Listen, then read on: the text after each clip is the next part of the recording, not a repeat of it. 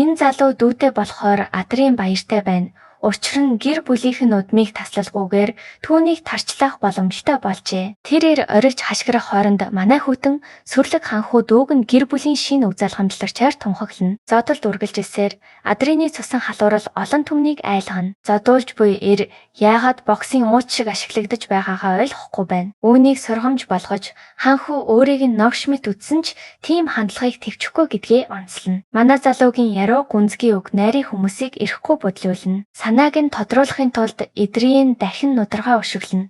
Учир нь нудраг үгнээс илүү сайн ойлгуулна. Эхний залууг олон удаа хүчтэй зогссны дараа тэр Бернардыг дуудахад тэр даруй өгдөг сүгдэнэ. Манай залуу энэ нэрийн адилаар дуусгахыг хүсэхгүй байгааг сануулна. Ханхуу өнөөдрийг сонирхолтой болгоно гэж өмнө нь хэлсэн үгээ аимшигтайгаар сануулна. Бернардо энэ залуунд юу тохиолдсныг ойлгохгүй байхдаа хааны баатруудыг дуудах тушаал авна. Тэр тушаалыг биелүүлэхээр минутын дотор гүйж одож найрын бусад хүмүүс ханхуу руу чимээгүйхэн ширтэнэ. Адрын ард байгаа эмэгтэйчүүдийг явахыг зарлиг болж тодорхой нэгэн эрийн анхаарлыг татна. Тэр эрг улсад гарахыг оролдох боловч Адрын түүнийг анзаарна. Түрүүн хийсэн шигээ энэ эрийн эргэтнийг урьж хайж чадвал түүнийг эмэгтэйтэй нь явуулахад тэр эсэргүүцэхгүй. Энэ бодол өөрөө бүх эрчүүдийг айдас тавтуулна. Учир нь эргэтэн чинь няцтал гიშгүүлэхээс дор аюул үгүй шүү дээ. Адрын тэдэнд өмнө нь өгдөг сүгтгөөс татгалзаж түүнийг доромжлон баатрийг нь гутаасныг зэмлэнэ. Хааны гэр бүлийг доромжилсны хариуд тохирсон шийтгэл оноож эдгээр эрчүүдийг наказаана. Тэрээр хааны харуулуудыг тухайлбал Карлын хүмүүсийг авчирч тэднийг уруугч хэмээн тодорхойлно. Ганц тушаалаар хааны харуулууд баяртайгаар тэднийг бүгдийг нь баривчлана. Адрын баяртайгаар тушаал өгч хинч шийтгэлээс зогтохгүйг баталгаажуулна. Энэ явдлын дараа ханхууг дахин өмнө самуун учруулсан хэрэгээр хааны өмнө дуудана. 14 язгууртны хүүхдийг янз бүрийн шалтгаанаар баривчилжээ. Хаан хүүн хааны гэр бүлийн эрх мэдлийг ашиглан хохирогчдын гэр бүлүүдэд шийтгэл оноосонд уурлана. Гэвч 14 гэр бүл холбогдож байгаа тул хаан хүнд эсэргүүцэлтэй тулгарна. Адрын эцгээ сайн мэддэг тул түүний айцыг шууд хэлж эдгээр хүмүүс бүгд хаягдсан засашгүй новш гэдгийг онцолно. Тэрээр эцэгтэй баривчлагдсан новшнуудын ах эгч дүү нарт захидал илгээхийг зөвлөнө. Хүүгийнхээ үгийг сонсоод хаан гарахыг тушаахад ханхуу санаа зовхгүйгээр гарна. Одоо түүний үйлчлэгчтэй уулзсан үзэгдэл рүү буцъя. Адил яг тайвшруулахыг хичээсэн ч тэр охин нулимс туслуулан юу буруу хийснээ асууж байна. Тэр хуучин ханхуугаар эрсдэл хүртэл тарчлуулагдсан гүлэг шиг байна. Түүний гэр бүл язгууртны жагсаалтад ч ороогүй байна. Леонберг гэр бүлийн удамч баярнуудын ач холбогдлыг мэдэхгүй бололтой түүх нэг хэсгээрээ устгагдсан мэт. Агнес байрны хосгүй хувь нэмрийг хинч санахаа болжээ. Байран гэр бүлийн бүх юм дуусчээ. Гэсэн ч манай залуу Аделягийн сэлмийн авьяасанд далд боломж байгааг тодорхой хардаг. Энэ эмэгтэй нууц цэцэрлэгтэй бөгөөд түүнд галзуу шинж чанарууд шингэсэн байна. Эхлээд хэлэхэд мясник гэдэг шинж чанар цус хараад идэвхждэг. Дайны галзуу гэдэг өөр нэг шинж чанар тулаанд донцсон эмэгтэйг илэрхийлнэ. Үүний зэрэгцээ үйлчлэгч эмзэг зүрх асран хамгаалагч шинж чанартай тул тайван зан чанартай болдог. Ийхүү энэ үйлчлэгч жишээгүй сэлмийн ур чадвартай ч галзуурсан үедээ шинж чанарууд нь түүнийг захирч чадахгүй. Тэг хэмжээнд хүрснээс манай залууч түүний хядлагыг ертөнц рүү суллах бодлыг эргцүүлж эхэлнэ. Эцэст нь тэр эсэргүүцлийн авьяастай тул оролдохгүй байх нь дэмий байх болно. Боолын сэтгэлгээ гэдэг шинж чанарын тухай ярья. Энэ нь эзэндээ үнэнч баяртайгаар үйлчлэх сэтгэлгээг илэрхийлнэ. Үүнийг ашиглан Адрын түүнээс бүрэн үнэнч байхаа тангараглахыг шаардна. Энэ хачин хүсэлт мэт санагдана. Учир нь тэр аль хэдийн үйлчлэгч байгаа. Гэвч Адрын илүү зүйл хүсч байгаагаа тодруулна. Тэрээр түүнийг баатар нь болгохыг хүсч яг одоо тэгхийг хүснэ. Ичимхий эмзэг охин уйлж өөрийгөө хамаагүй жижиг гэж бодон ийм агуу үүргийг авахаас татгалзна. Гэвч манай залуу түүний гэр бүлийн үннийг мэддэг тул түүний төлөө хариуцлага хүлээхээ баталгаажуулна. Үүний оронд тэр түүнд үнэнч байхаа тангараглаж эргэлзэлгүй үйлчлэх ёстой. Ийхүү Аделя өөрийн чадвараар галзуу байдлаа захирч чадахгүй бол тэр хяналтыг өөртөө шийдвэрлэх стратеги юм. Эхэндээ тэр түүний гэр бүлийн төлөө хилэлцээрээ эцэс хүртэл сахих хэсгийг эргэлзэнэ. Ханхуугийн баталгаа түүнийг маш их баярлуул өгөөж манай залуу тэдгээрийг нийслэлд авчирч хүссэн үедээ уузуулахыг санал болгоно. Энэ нь түүнийг тангараг өргөх хэмжээнд маш их баярлуулна. Ийхүү Арвины адилаар тэр тангараг өргөж амьдралынхаа туршид анхны ханхуд үйлчлэхээ тунхаглана. Адрын энэ тохиролцоонд сэтгэл хангалуун байж түүнийг эргэлзэлгүй тушаал дагах үйлчлэгч хэмээн албан ёсоор зарлана. Тэрээр гараас нь элбэн баясгах боловч ханху өөрөө ч зөв шийдвэр гаргасан эсхээ эргэлзэн санаа зовно. Адрын энэ биед орсноос хойш ордонд тархсан бүх цуу яриаг бодон эргцүүлнэ. Хүмүүс түүний хийдэг үйлдэл бүрийг шивнэлдэж ямар чимээгүй тогтворгүй харагддаг тухай ярьдаг. Өртийн эрхлүүлсэн ханху өндөр зэрэглэлийн язгууртны хүүхдүүдийг дуудаж зодон зугаа цэнгэлийн төлөө шоронд хийдэг байсныг ярьдаг. Дараа нь хамгийн их дурлагдсан скандал бий. Тэрээр урд өмнө сэлэн байж байгаагүй ядуу үйлчлэгчийг өөрийн хувийн баатраар тамилсан тухай. Адрын юу ч хийсэн энэ биеийн урдын эзний нэр хүндийн улмаас хүмүүс түүнийг үзэн ятсаар байхыг мэднэ. Баатраар сонгосон үйлчлэгч хүртэл өөр муухай цуу яриа болж хүмүүс тэр эмэгтэйчүүдийн бүлэг бүрдүүлж байна гэж хэлэлцдэг. Хамгийн их зэвүүцэх нь бүгд түүний амьдрал сонголтод эрэхтэй мэд бодох явдал юм. Үйлчлэгчийг баатар болгосон энэ ганц шийдвэр ийм асар том шуурга болно гэж тэр огт таамаглаагүй. Бүгд түүнийг бүтэлгүйтлийг хүлээж байгаа мэт санагдана. Тэрээр эцэг хаан уурлан хүүгийнхээ гажуудлыг дахин цэвэрлэж байна гэж хэлэх дүр зургийг төсөөлнө. Авга ах нь юртийн шигээ түүнийг хараах дуу аль хэдийн сонсогдож дүүн ухаантай дээгүүр дүр эсгэн шоож байгааг төсөөлнө. Адрын уур бухимдал төгшүүрт дарагдан эдгээр бодолд улам гүн автна. Дараа нь өөр үйлчлэгч гүйж орж ирээд хатан ирснийг мэдэгдэнэ. Адрын тэр даруй төгшнө. Зөөрхөн дийсэн тэрээр тэнгэрээс инэрэл гуйж жаахан амьсгаа авмаар байна гэж дотроо гуйж байлаа. Адрын байнгын маргаан анхаарлын төгд байсандаа маш их ядарчээ. Тэгээд ээж нь улам түлш нэмлээ. Тэр түүнийг зэмлэж зан авираа засчихсан гэж бодож байсан юм чинь одоо хуучин ёрын муу зуршилдаа буцаж орж байгаа шиг байна гэж хэлв. Одоо нийгэмд зохих ёсоор гарч гэрлэх цаг болсон гэж тэр зарлав. Хаан нөхрөө сонгомогц тэр эцэст нь тогтож галзуу шиг тэнхээ болно гэж хэллээ. Адрын ээжийнхээ юу гэж ярьж байгааг ойлгосонгүй. Гэвч хатан хаан тоохгүй. Тэр уурсан ямар ч ээж шиг дуугаа өндөрсгөж ээж үргэлж зөв гэдгийг сануулад сонс гэж тушаав. Гэрлэх цаг болсон гэж тэр шийдсэн тул тэр гэрлэн гэсэн үг. Ингээд тэр эргэж гараад явчихав. Адрын цачирсан байдалтай.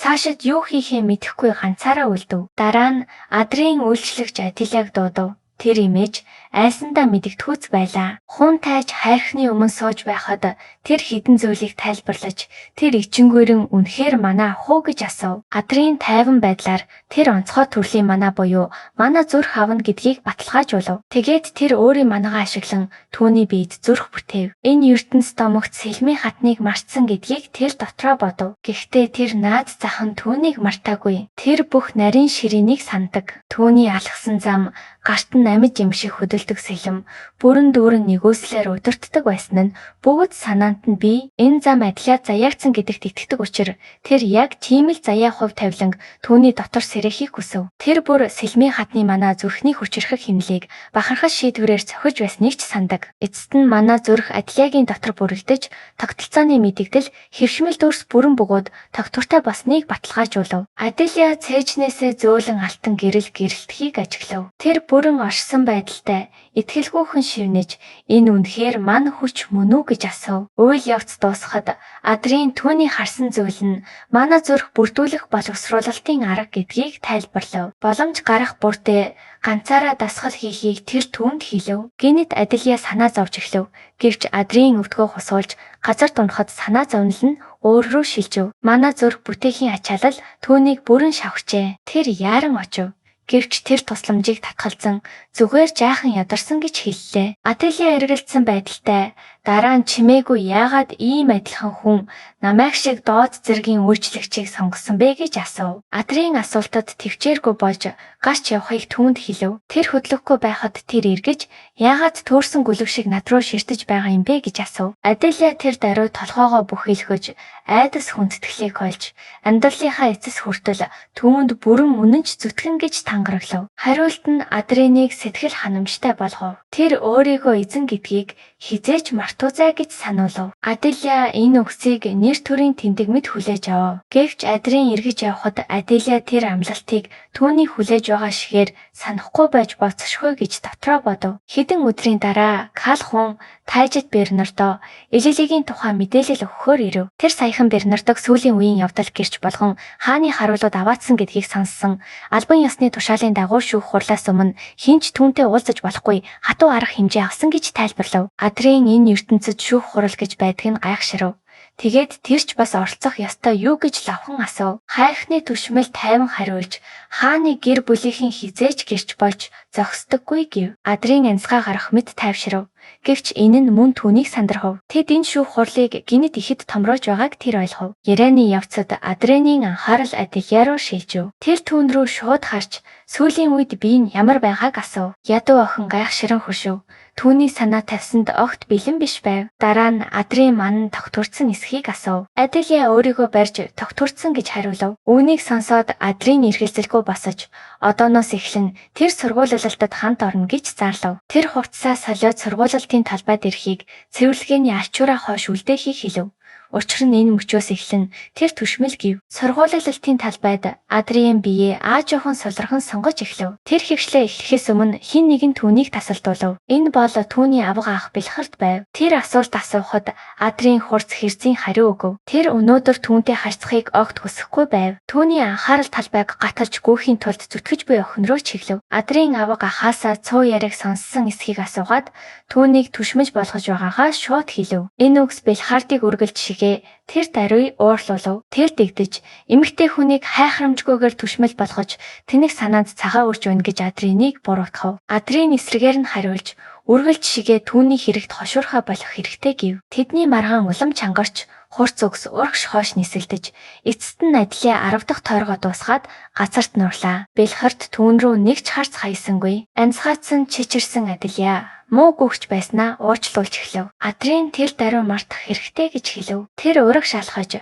модон сэлмийг гарт нь хийж өгөөд өнөөдөр зөвхөн үндсэн байрлалуудыг заана гэж тайлбарлав. Тэр хідэн энгийн хөтөлбөрийн тогтвортой нарийн үзүүлж дараа нь Аделяд өөрөө хийж үзхийг хэлв. Дараа нь болсон явдал бүгдийг хөшүүлв. Мэргэшсэн балетчин мэт Аделя хөдөлж эхлэв. Түүний алхам гүлгэр урсаж байрлал төгс салиманд хөдөлгөөн бүрийг гайхмаар нэгүслэр дагав. Бэлхарт Адрин хоёр хөдөлгөөнгөө зогсоод түүний зөвхөн нэг удаа хараад аргуудыг алдаагүй давтахыг итгэж гүйхэн ширтэв. Дуусахад тэр түүн рүү хараад зөв хийсэн эсхийг зөөлхөн асуув. Адрины нуруугаар хүйтэн мөс гүйх. Анх удаа айдас түүнийг барив. Ийм байдлаар үргэлжилбэл тэр удахгүй түүнээс давж болцошгүй. Сул дорой нь хүчтэйгээс айх үед л хяналт ажилдаг. Хэрэг тэр түүнээс давж хөгжүүл аюултай болж мэдэх гэж тэр гашуунаар бодов. Гэвч Бэлхард Аделяг шунхай гэлбаатай нүдээр ажиж байгааг анзаарахад бодол нь тасаллаа. Адрин ойртож очиод авга ахаа өдөж тайвшир түүний тухай бузар санаа бүү бодорой гэж сануулв. Бэлхард зөвхөн жимиж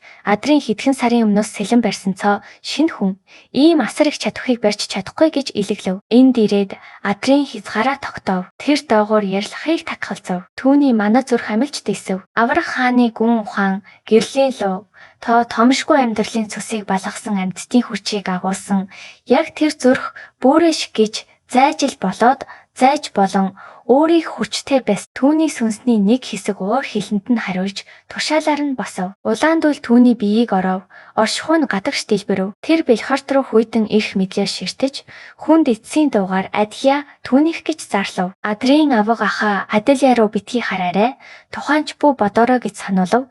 Учир нь өөрийнх нь биш зүйлийг хүчээр авахыг оролдох хүнийг тэр үнэхээр үзэн ядна. Яг тэр мөчөд тэр бодит байдлын мэдрэмж нь алга болж байгааг гинэт ойлгов. Түүний ухамсар хүйтэн харанхуугаар дүүрсэн амж биш үхэлж биш хачирхалтай байдал руу бүтгэрэв. Тэр аюулыг тэр даруй ойлгов. Ийм байдлаар үргэлжилбэл биеийн сэлэмтэй нэгдэж сүнс нь чөтгөрийн эр плексорнд залхирдана. Адрин үүнийг босгож болохгүй гэдгээ мэднэ. Тэр эсрэг тесрэгээл тэмцэж дотоод чөтгөрүүдтэйгээ тулгарч чөтгөрийн хүчийг торон дотоонд буцаан хийв. Аажмаар тэр хүн тайж Адрин рүүгээ буцаж авга ахынхаа үг хэлэх төгсгөлийг яг цагт нь барив. Авга ахныг энгийн түшмэл 10,000 цэргийн амийг аварч чадна. Нэг гайхамшигтай түшмэл олон зуун хүнийг хамгаалж чадна гэж сүрч авахлантай ярив. Адрин бараг сонсохгүй байв. Түүний хувьд авга ах нь зөвхөн гэр бүлийнх нь хүн биш, Харин цогцос дайны дунд арим удирддаг агуу хилийн чанжин болжээ. Тэгсэн ч Адрийн сургаалд огт сонирхол тавьсангүй. Түүний хайхрамжгүй байдал авга ахыг дахин цохолдуулж тэр хүүд дайрч эхлэв. Яг тэр үед Аделя эцэст нь өөрийнхөө төлөө хэлв. Тэр бие сүнсэн Адрийных гэдлийг зарлаж авга ахын үгийг дагахгүй гэв. Адрийн түүний шийдвэрт бахархал мэдэрч авга ах руугаа жимэв. Тэр анхны зорилго нь зүгээр л түүнийг турах туслах байсан гэж тайван хэлв. Одоо тэр ийм төвшөнд хүрсэн болохоор заах зүйл дутуу байхгүй. Тэр авга ахаа явахыг хэлв. Мөн түүний хэрэгт бүү оролц гэж хэлв. Нагаз ах нь ширүүн харцтай уурлан гарч одов. Тэр өдрөөс хойш тэр ордонд байнга ирж Аделяг хол зайнаас ажиглан сургуулилтыг нь харсаар байв. Адрийн түүнд оролцохыг хатуу хориглосон тул нагаз ах нь зөвхөн ажиж харахаас өөр аргагүй байв. Тэр ихэрхүү хүн чимээгүй хүн зовж буйг харах нь Адринд хачирхалтайгаар сонирхолтой санагдав. Удалгүй Аделя дахин элднийхээ байрлалыг авахад Адрийн нүдэрээ харсандаа итгэхгүй байв. Тэр элдний сэргэн мандалтыг аль хэдийн эзэмшчихсэн байв. Тэр түүний агцад чин сэтгэлээсээ баярлан алга ташиж Аделяч анх удаа бахархсан харц харуулв. Энэ амгалан мөч удаан үргэж тэхгүй байв. Нагаз ах нь дахин оролцож Адрийн түүнд манагийн зүрхийгч заасан эсхийг мэдхийг шаардав. Адрийн үннийг нь батлахад нагаз ахын уур дэлбэрв. Тэр Адрийг өөрийн мэдлэгээ нууж байхын оронд тэнэг залмихийг заасан гэж хашгиран буруутгаж эхлэв. Адрийн хурцхан эргэж Нинда руу явахыг тушаав. Нагаз ах нь илүү дээр зам байсан бөгөөд Аделлад төсөөлчгүй боломж байсныг Адрийн эвдчихлээ гэж хараан зөхөв. Адрийн тайван хിവэрээ хамгаалагчдаа нагаз ахыг гаргахыг тушаав. Нагаз ах нь өчүүхэн харуулд гараа хөргүүлэхээс татгалзан өөрөө ширүүн гарч одов. Хурцадмал байдал намтсны дараа Аделя Адринаас өөрийн сурч буй арга нь үнэхээр өчүүхэн залмих мөн эсхийг чимээгүйхэн асуув. Адрийн үүнийг тодорхой үгүйсгэв. Тэр нагаз ах нь юу ярьж байгаагаа ойлгохгүй байна гэж хэлв. Үнэн дээр энэ үеийн хүмүүс жинхэнэ манагийн зүрх юу болохыг бүрмөсөн мартчихсан гэдгийг тэр тайлбарлав. Хэрэв мартаагүй бол үүнийг эвдэрсэн гутар шиг хаяхгүй байх байсан гэв. Адрийн тайван итгэлтэйгээр тэр удахгүй манагийн жинхэнэ хүчийг олж мэдэх болно гэж тангараглав. Дараа нь сургуулилтын талбайд нагаз ах нь буцаж ирээд Адрины өмнө модон илт тавьж өөрийгөө батлахыг шаардав. Нагаз ах нь ганц бөгчийг л ашиглана. Хэрэв Адрийн түүнийг хагас алхамж гэсэн ухрахад хүргэл Адрины мэдлэг хүчийг эцэст нь хүлээн зөвшөөрнө гэв. Адрийн илдээ авч юу тоглож байгааг тайван асуув. Нагаз ах нь Адрийн ялвал нэг хүслийг нь биелүүлнэ. Юу ч байсан тэр байтугай гэр бүлийн нууц аргыг ч өгнө гэв. Энэ нь Адрины үнэхээр хүссэн зүйл биш ч тэр эргэлзэлгүй нөхцөлийг хүлээн авав. Адрийн шууд урагшлан нагаз ахынхаа хоолойг чиглэв. Нагаз ах зөвхөн уруулаа мууруулхан Адрийн хоолойг руу дайрна гэдэг ойлгомжтой байсан гэв. Таамагласнаар Адрийн нагаз ахынхаа хоолойг дахин дайрсаар байв. Цохилт бүр хурдан бас хурц байсан ч нагаз ах нь тэдгэрийг амархан зайлсхийж байв. Тэр хүчргүүгээр хөдөлж эцэст нь Адрины илтийг хааж түүний хөнгөн түлхэн ухраагаад бүх чадал чинь энэ юм уу гэж асуув. Дараа нь тэр Адриныг түлхэн шидээд хэдийнэ бууж өгчихсөн үү гэж илэглэв. Адрин шүдэ хаврав. Тэр зөрүүд бөгөөд нагаз ахаа тэгчхийн аргагүй бохимдмаар санагдаж байсан ч нэг зүйлийг үгүйсгэж чадахгүй байв. Нагаз ах нь аимшигтай хүчтэй бас ухаантай байв. Тэр Адрин манагаа гарах мөчийг хүлээж байв. Учир нь зөвхөн тэр үед л илүү хүчтэй ялагдал хүлэрхэж чадна. Гэвч Адрийн түүнд тэр таашаалыг өгөхгүй байх байв. Ийхүү бодохдоо тэрээр 400 жилийн өмнө томшгүй манагийн зүрх байсан нь хачирхалтай санагдан өөртөө ярьж эхлэв. Манагийн зүрхтэй баатрууд итгэшгүй эрхэг үйс хийж байжээ. Гэвч хожим арай илүү ашигтай ур чадвар гарч ирэхэд бүгд манагийн зүрхийг зүгээр л мартаж тэр шин чадварыг эзэмших болжээ. Цаг хугацаа өнгөрөхөд хүмүүс манагийн гинжин арга нь манагийн зүрхээс хавьгүй даваа арга гэдэгт итгэж эхлэв. Бэлхарт түүний богтнохыг сонсоод яг юу хэлэх гэж байгааг асуув. Адрийн тайвнаар тэр итгэж үнэмшилтэй бүрмөсөн санал нийлэхгүй. Харьцуулалт нь өөрөө буруу гэж хариулав. Адрийн манагийн зүрх хизээч сул байгаагүй гэв. Байнга л эзэн нь сул байсан юм гэв. Тэр бүх манагийн зүрх сул доогуур биш гэдгийг тодорхой хэлв. Дараа нь тэр Бэлхартаас Баатарлаг маршлын шүлгийг сонсож байсан эсхийг асуув. Бэлхард яриха бол гэж хэрчигнэн сургуулилтын талбай бол цохилт илт солилцох газар, дуу шүлэг уншдаг газар биш гэв. Адрийн зөвхөн инээн сэглэн Манагийн зүрхийг доогуур арга гэж нэрлсэн чинь тэнэг хэрэг гэж хэлв. Тэгээд Адрын цээжиндээ гүн сэлэгдсэн шүлгээ уншиж эхлэв. Тэр баатарлаг маршал байхыг мөрөөддөг 20 сургалтантай тулж 100 тулаанд ясан тухай дуулав. Уг үсэг урсахын хэрээр баатарлаг маршалын шүлэг дүрсээ олж эхлэв. Мөр бүрийг уншихад түүгээр хүч дамжин орж ирж эхлэв. Тэдгээр ялалтын хүч бие, гар, эцэст нь элд рүү нурсав. Элд нь аажмаар гэрэлтэж, шүлэгт өөрийн үсэн нэмэгдэж буй гэрлээр хариуж эхлэв. Систем мэдэгдэл нь шүлгийн нөлөө идэвхжсэнийг харуулж, манай Адриныг тойрон урссан ч Белхарт нөлөөлөгдөхгүй. Адрин юу ч хийсэн хамаагүй гэв. Адрин манагийн зүрхэнд найддаг цагт манагийн гинжийг давж чадахгүй гэв. Адрин нагаз ах руугаа дайрахад Белхарт ил дээрээ хялбархан зайлсхийв. Бүгжийн манан зүрхний манагийн урсгалыг ухрааж Адриныг сэхэн ухрахад хүргэв. Гэвч үнэндээ шүлгийг эзэмшихийн тулд Адрин 100 гаруй удаа тасгал хийж бүгжийн манаг 1000 гаруй удаа твцсэн байв. Тэрхүү 100 тулааны туршид тэр 1000 давлгаад эсрэг манаг мэдэрсэн байв. Тэр элдээ буулган хуримтлагдсан хүчээ тавьж дайрав. Элд нь одоо бүрэн бэлэн мэт санагдаж байсан ч дахин дайрахад Белхарт дахин зайлсхийв. Адрин дахин дайрсаар шаардсаар байхад Белхарт анх удаа сандарч эхлэв. Белхарт бүх хүчээ цуглуулан Адриныг түлхэж холдуулав. Тэр Адрин бүх манагийн зүрх адилгүй гэж хэлэх нь ихэрхүү юм гэж хэлв. Тэр элдээ газарт цахихад тесрэлт болж Адриныг ханан руу хаяв. Белхарт энэ тулаан ядаргаатай боллоо. Аль хэдийн яллаа тул дууслаа гэж зарлав. Гэвч Адрин энгийн зэрэглэлд зөвхөн баатарлаг маршдын оноо хангалтгүй гэдгийг ойлгов. Тэр элдэндээ түшин боссоод 400 жилийн өмнөх түүхийг ярьж эхлэв. Тэр баатрууд ямар том алдаа гаргасныг тайлбарлав. Тэд үр удамдаа дайсан үлдээгээгүй байв. Тэд өөрсдийн түүх, элдний ур чадвар, зүрхний 6 цохилт, ялалтын шүлгүүд бүрэн бүтэн дамжин үлдэн гэдэгт итгэж байв. Гэвч энэ шинэ ертөнцлөө Аврах хаадын тухай дууг мартаж тэдгээрийг үнэн байхын аргагүй дамаг болгожээ. Белхарт огт сонссонгүй. Тэр Адрин мөрөөдөж байна. Юу ярьж байгааг нэг ч үгээр ойлгохгүй байна гэж итгэж байв. Адрин энэ тоглоомоос залхаж нагаз ахаа ихэрхүү мунхаг баатар гэж бодов. Гинэд элдний чөтгөр блек хорны харанхуй Адрины нүдэндээ шуурга мэт бадрав. Тэр хэрэг Белхарт жинхэнэ хүчийг ойлгохгүй бол өөрөө сургана гэж заалав. Чөтгөрийн гар Адринийн бие сэтгэлийг бүрэн эзэмдэв. Тэр лөө алсан шүлгийг уншиж эхлэв. Түүний бие асар их хүчний дор чичрэв. Түүний зэрэглэл доогуур учир дууны зарим хэсэг орхигдсон ч нэг хүчрхэг бадаг үлдэв. Адрин тэр бадгийг дахин давтав. Энэ бадгийн цэвэр энерги Белхартад хүчтэй цохилт өгөв. Адрин дайрахад Белхарт ингэсээр байвал үхэж магадгүй гэдгийг ойлгов. Дахин тесрэлт болж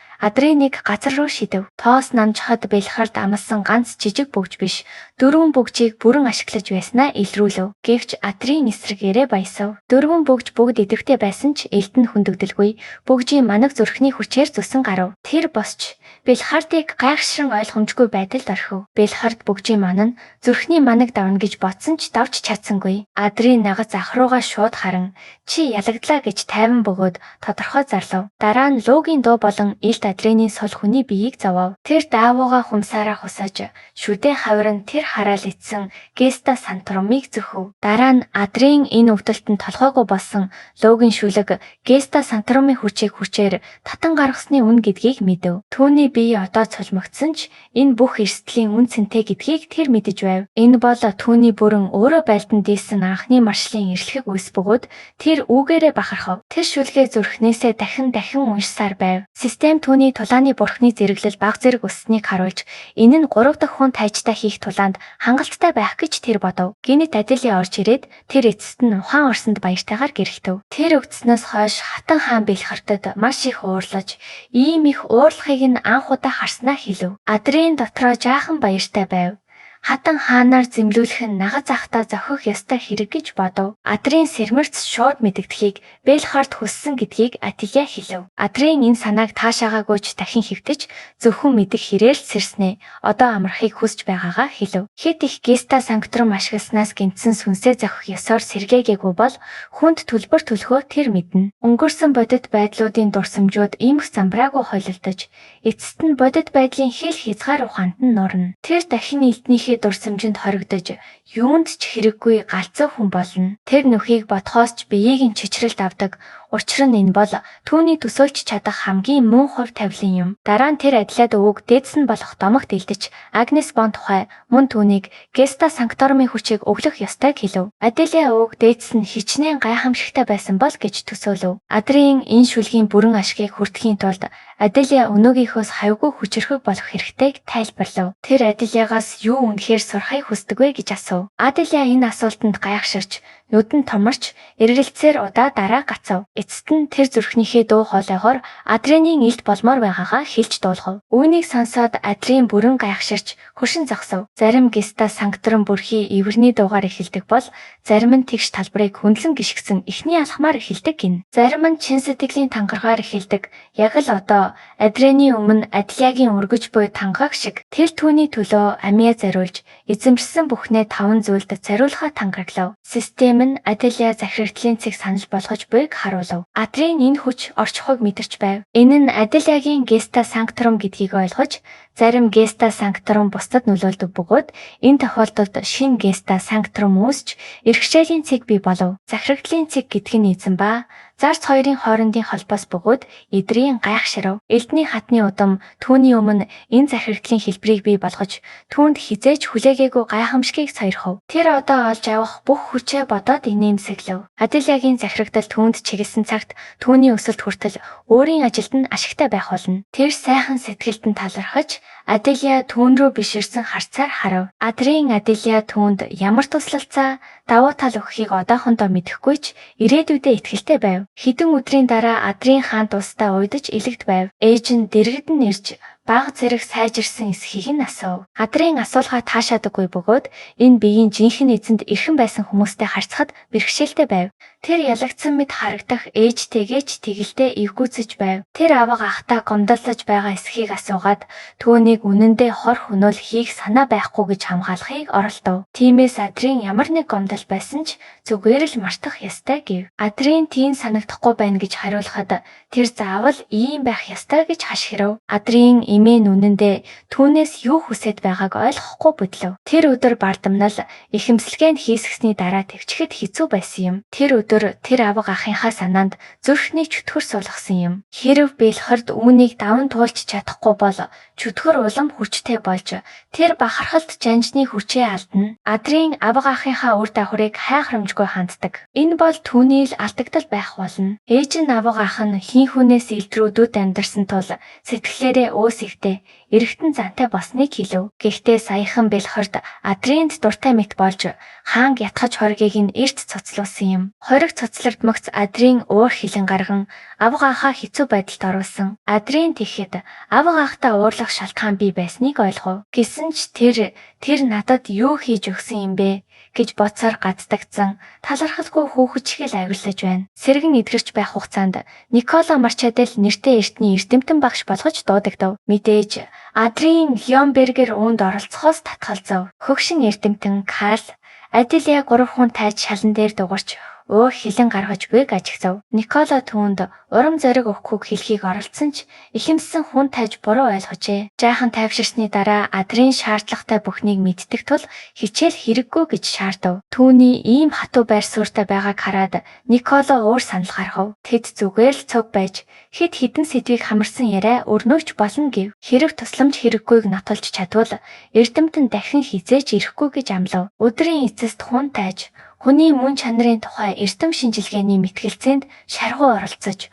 урам зоригоор дүүрэн байлаа. Николо хамтдаа ярилцсан сэдвийг үндэслэн уншиж болох номч санал болгов. Энэ номд захирагч Хариат хоёрын харилцаа нэг төрлийн гэрээ мэт дүрслэгдсэн байв. Хад цэрэг эдийн засгийн эрх мэдлийн нэг хэсгийг эрх мэдлийн түлхүүрт өгдөг. Эрх мэдлийн түлхүүр нь эргээд үнэнч байдлаараа хааныг синтетэн байлгадаг. Крүүхэн химээх нэрээр амьдарсан олон жилийн туршид Адрийн харилцаа гэдэг өгөх ав хоёрын шинжтэй байх ёстой гэдэгт итгэдэг болжээ. Мэдэрсэн ч үгүй хэдэн цагийн дараа бүтэн өдөр өнгөрчихсөн байв. Хөгшин эрдэмтэн ширээгээ цэгцэлж хичээлээ дуусгав. Николо баяртай гэж хэлэхэд Хун тайж чихнээс чих инээнсэглэж байв. Тэр зүгээр л ярилцаж ийм их таашаал авч байгаагүй юм. Хаалга хаагдах чимээг сонсмогц юу босныг ойлгов. Тэр өөрийн хүслээс гадуур бүтэн лекц сонсоход мэрэгэн арахаар татагдсан байв. Хөгшин нэр нилээ залтай байсан ч Николоч бас анхны хун тайжид гайхшрав. Хүүхэд цов яриаг бодвол огт өөр байлаа. Дасгал хийхийг хоригдсан бөгөөд